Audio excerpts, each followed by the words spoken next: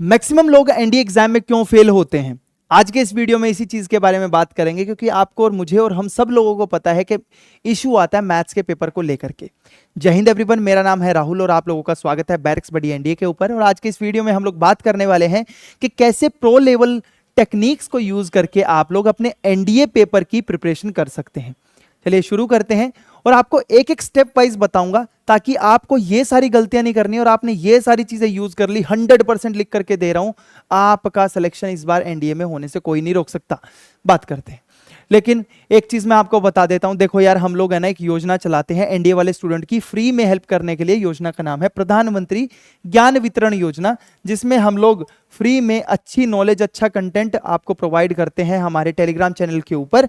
Barracks बडी NDA, जो कि barracks बडी का ही एक सब्स्टिट्यूट है ना। वहां पे आपको सारे नोट्स, सारे रिसोर्सेज, सारा कंटेंट मिल जाएगा। वहां से जाकर के आप लोग अपने कंटेंट को, सारी चीजों को डाउनलोड करते रहिएगा। बाकी फ्यूचर में फ्री ऑफ कॉस्ट भी बहुत सारी क्लासेस आपको वहां पे मिलती रहेंगी। एक चीज मैं आपको और बता देता हूं कि आप लोग अगर इस वीडियो को लाइक करके चैनल को सब्सक्राइब कर लेंगे तो ये हमें मोटिवेट करेगा, ताकि हम लोग आपकी और ज्यादा हेल्प कर सके और ज्यादा अच्छा और बेहतरीन कंटेंट आप लोगों के लिए लेके आ सके।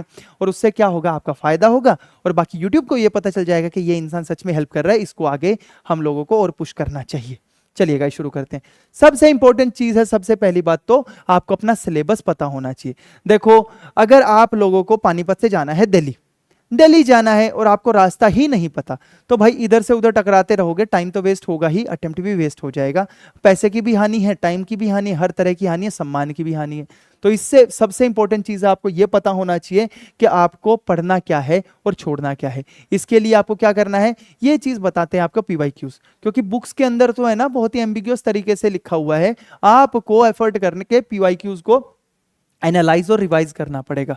जैसे कुछ स्पेसिफिक टॉपिक हैं जो कि आपके सिलेबस में आते हैं। एग्जांपल की ज्योमेट्री हो गया, ट्रिग्नोमेट्री हो गया, कोऑर्डिनेट हो गया, अलजेब्रा हो गया, है ना। उसके बाद प्रोबेबिलिटी हो गया, स्टैट्स हो गया, मेंसुरेशन हो गया, कैलकुलस हो गया। तो ये सारे कुछ टॉपिक्स हैं जो आपके सिलेबस में पूछे जाते हैं। उसके अलावा ठीक है, मेंसुरेशन यहाँ पे गलत लिखा हुआ है। इसके अलावा जो हाई वेटेज एरियाज होते हैं ना, उनके ऊपर आपको ज्यादा फोकस करना चाहिए। जैसे कि trigonometry, inverse trigno, height and distance वाला जो सेक्शन होता है बहुत इंपॉर्टेंट होता है, उसके ऊपर फोकस करना चाहिए। अलजेब्रा हो गया, वो आपको काफी हेल्प करेगा। उसके अलावा ज्योमेट्री हो गया, वो भी आपको नॉलेज को बूस्ट करने में हेल्प करेगा। इसके अलावा आपको अवॉइड करना चाहिए, फालतू का टाइम मत वेस्ट करो इधर उधर के टॉपिक्स के ऊपर जो कि एनडीए एग्जाम में नहीं पूछे जाते। देखो, पीएचडी कोई नहीं करवा रहा आप लोगों से, आपको तो अफसर बनना है ना, प्रोफेसर तो बनना नहीं है। वो बाद में कर लेना, पहले एग्जाम क्वालिफाई कर लो। इसलिए वही टॉपिक पढ़ो जो आपके एग्जाम पॉइंट ऑफ व्यू से इंपॉर्टेंट है। फिर आता है भैया, कंसेप्ट के ऊपर फोकस करना है। सिर्फ फॉर्मूला का रोट रट्टा मारना है बिना समझे, वो गलत हो जाएगा। कंसेप्ट को समझोगे क्या बताने की कोशिश कर रहे हैं, क्योंकि बहुत सारे, कम से कम भी 60 क्वेश्चन तो ऐसे होते हैं जो कि कंसेप्ट बेस्ड होते हैं। अगर आपको ध्यान से फॉर्मूला का डेरिवेशन पता है तो भी चीजें आपके लिए सॉल्व हो जाएंगी। इसलिए बोलता हूं कि डेरिवेशन की अंडरस्टैंडिंग आपकी ठीक होनी चाहिए, किस तरह से फॉर्मूला बना है। अगर बाय चांस फॉर्मूला भी नहीं याद आता तो उस डेरिवेशन से वो फॉर्मूला आप निकाल सकते हो। ठीक है, बाकी एक चीज याद रखना है कि भैया अगर कंसेप्ट क्लियर नहीं है तो सिली मिस्टेक्स होने के चांसेस भी बढ़ जाते हैं। फिर अगली बात आपको याद रखना है कि एक फॉर्मूला डायरी बनाओ, बहुत इंपॉर्टेंट है। अगर आपने फॉर्मूला डायरीज नहीं बनाई, मैं बताता हूं, ऐसे छोटे मोटे करके एनडीए एग्जाम में 200 से ज्यादा फॉर्मूलाज आते हैं और ये 200 इंपॉर्टेंट फॉर्मूलाज है। इधर उधर के फॉर्मूलाज की हम लोग बात नहीं कर रहे।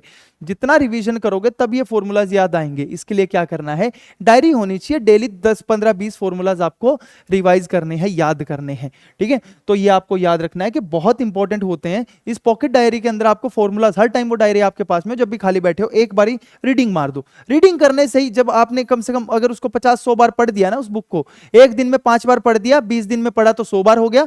ठीक है, 20 5 100 होता है ना, तो 100 बार पढ़ दिया। 100 बार के बाद में आपको भाई इधर उधर कहीं धक्के खाने की जरूरत नहीं है, आपको सारे फॉर्मूलाज याद हो जाएंगे। ठीक है, और ये आपकी लॉन्ग टर्म मेमोरी में एक बार चले गए तो फिर सिलेक्शन होने से तो कोई नहीं रोक सकता। फिर बात करते हैं टॉपिक वाइज सेगमेंटेशन लेकर के आपको चीजों को प्रिपेयर करना है, क्योंकि बिना प्लानिंग के अगर आप हवा में चीजों को प्लान करके एग्जीक्यूट करने की कोशिश करोगे तो चीजें आपके लिए खराब हो जाएंगी।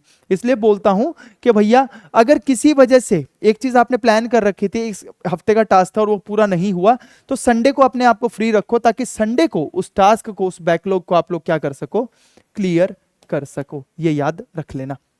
OMR बेस्ड प्रैक्टिस आपको जरूर करनी है। ओएमआर के बेसिस पे अगर आप प्रैक्टिस करते हो तो उसका फायदा क्या होता है, देखो पेपर के अंदर मैक्सिमम लोग ओएमआर को देख करके ही चीजें गलत करते हैं। क्यों? क्योंकि ऑनलाइन टेस्ट उसने सोल्व किया है बिना ओएमआर को फिल किए हुए। पेपर के अंदर आपको उसी गिवन टाइम में ओएमआर शीट भी फिल करनी है। पेपर तो सॉल्व कर देता है, ओएमआर शीट ही फिल नहीं कर पाता, जिसकी वजह से, और करता भी है तो हड़बड़ी के अंदर है ना, 47th क्वेश्चन का आंसर 48th में लिखता है और 48th का 49th में। इस तरह से सारे क्वेश्चन गलत हो जाते हैं, आती हुई चीज भी इंसान गलत करके आता है।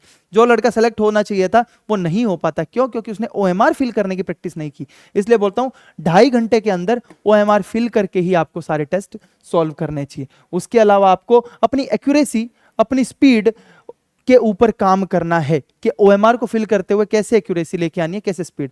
आप सोच करके देखो, आपने 120 में से 120 क्वेश्चन अटेम्प्ट कर दिया, लेकिन उसमें से 50 या 60 क्वेश्चन गलत कर दिए। 60 क्वेश्चन गलत करने का मतलब क्या है? 20 क्वेश्चन के आपके मार्क्स कट जाएंगे। ठीक है, 60 क्वेश्चन गलत कर दिए, दैट इज 20 क्वेश्चन के मार्क्स उसमें से कटेंगे, यानी 40 क्वेश्चन के ही मार्क्स आपको मिलेंगे। आप तो वैसे ही फेल हो गए। फायदा क्या है? मैं कहता हूं कि आपने 70 अटेम्प्ट किए, उसमें से 10 ही गलत किए, है ना, 10 गलत किए, यानी कि 3 क्वेश्चन के मार्क्स आपके कटेंगे। ठीक है, 3.25 क्वेश्चन के मार्क्स आपके कट जाएंगे।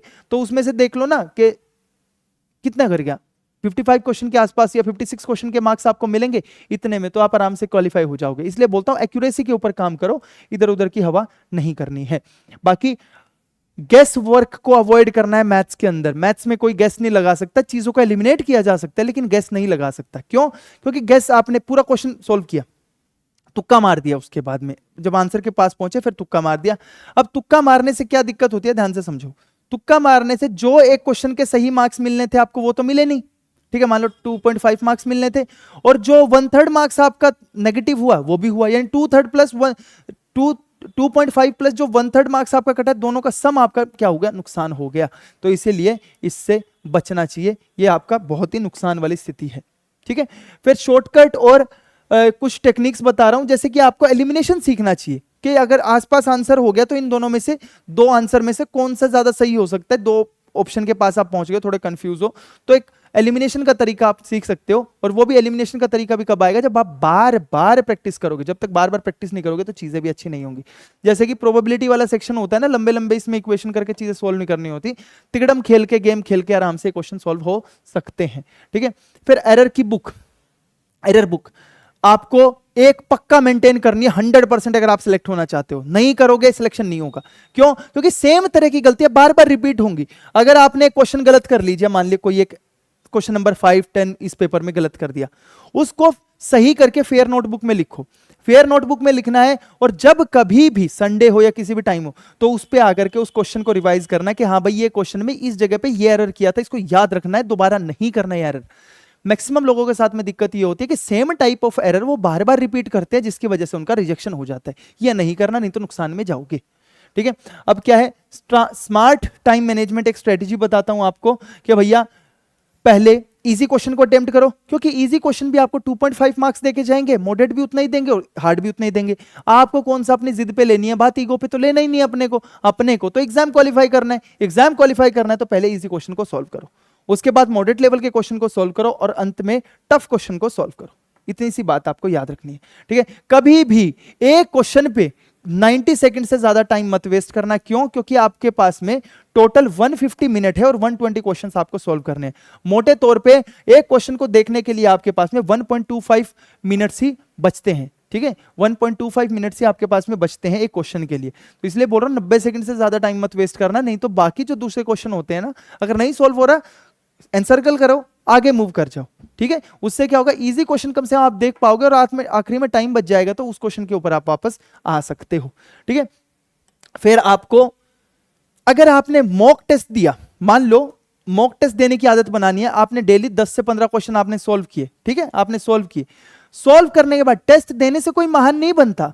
टेस्ट के अंदर इशू क्या आते हैं, उन इशू को रिजोल्व करने से महान बनता है। अगर मान लो आप पहले 10 गलतियां कर रहे थे, 10 में से एक टेस्ट में आपने 2 ठीक कर दी, तो 5 टेस्ट के बाद वो 10 की 10 गलतियां ठीक हो जाएंगी, और सिलेक्शन किसका होगा, फायदा किसका होगा, आपका होगा। ठीक है, तो इसलिए बोल रहा हूं बार बार टेस्ट को एनालाइज करना है। एनालाइज करने के बाद में आपको अपनी गलतियों को ओवरकम करना है, क्योंकि ये टेस्ट ही तो है जो आपको बताएंगे कि भाई क्यों गलत हुआ है कोई क्वेश्चन। ठीक है, टाइम क्यों वेस्ट हुआ था, और उसके बाद में कोई शॉर्टकट पॉसिबल है तो वो सीख लेता हूं, ताकि अगली बार यहां पे इस क्वेश्चन पे टाइम बचाया जा सके। ठीक है।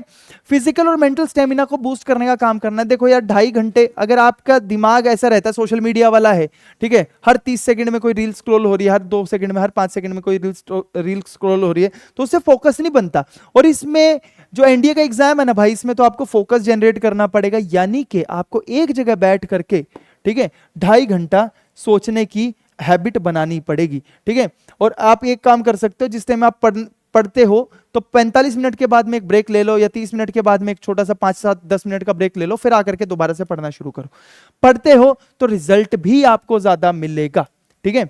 बाकी एनडीए जो है वो मेंटल और फिजिकल दोनों तरह का एंड्योरेंस यहां पे रिक्वायर्ड होता है, नहीं तो इसी 2.5 घंटे बैठना है, कमर भी दुख सकती है, बेंच छोटे होंगे तो भी आपको टेंशन होगी, गर्दन में भी दर्द हो सकता है। और भाई फिजिकल एंड्योरेंस तो ये हो गया, मेंटल एंड्योरेंस 2.5 घंटे सोचना है, सोच करके क्वेश्चन सॉल्व करने। अगर आपके अंदर वो चीज नहीं है, एनडीए नहीं होने वाला। अंत में याद रख लेना, अगर ये सारी चीजें आप मैथ्स में कर लेते हो भैया, मैं आपको लिख के दे सकता हूं अपने पर्सनल एक्सपीरियंस पे, आप ये चीज अप्लाई कर लो, आपका एग्जाम ना निकले तो मुझे बोल देना कमेंट सेक्शन में आकर के। बाकी इस वीडियो को लाइक कर दोगे तो यूट्यूब को समझ में आएगा कि हाँ यार, ये कंटेंट जो इस इंसान ने दिया है ये और कहीं नहीं मिल सकता, ये इंसान सच में लोगों की हेल्प करना चाहता है। तो गाइस एक ही चीज याद रखना यार, मैथ्स हो, जीएस हो, इंग्लिश हो, एनडीए हो, सीडीएस हो, सीएपीएफ हो, कोई भी हो, हर चीज इंसान कर सकता है अचीव, अगर इरादा एक हो और नेक हो तो। आज के इस वीडियो में इतना ही था, मिलते हैं अगले वीडियो के अंदर, तब तक के लिए जय हिंद।